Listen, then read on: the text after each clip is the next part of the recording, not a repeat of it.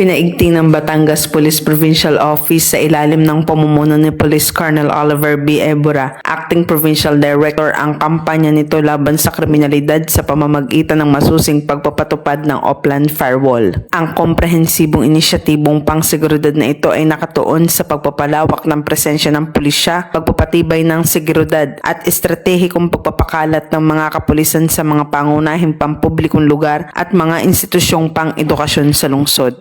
Bilang bahagi ng programa, ang mga kapulisan ng Batangas Police Provincial Office ay itinalaga upang magsagawa ng foot patrol, area monitoring at security operations sa mga sumusunod na eskwelahan at matataong lugar, kagaya ng University of Batangas Underpass at Eskwela Maria School sa Kumintang Ibaba, paligid ng Bonete King GSIS at Prime Water sa Alangilan, Kumintang Elementary School at STI College Batangas sa Kumintang Ilaya. Layunin ng mga deployment na ito na maiwasan ang kriminalidad at maghatid ng mas malalim na kaligtasan at seguridad para sa mga mag-aaral, guro, commuter at sa pangkalahatang pampubliko. Sa pamamagitan ng tuloy-tuloy na pagpapatupad ng Upland Firewall sa mga lansangan at paaralan, ang Batangas Police Provincial Office ay nananatiling matatag sa paninindigan nitong itaguyod ang kapayapaan at kaayusan tungo sa isang mas ligtas at mas payapang pamayanan para sa lalawigan ng Batangas.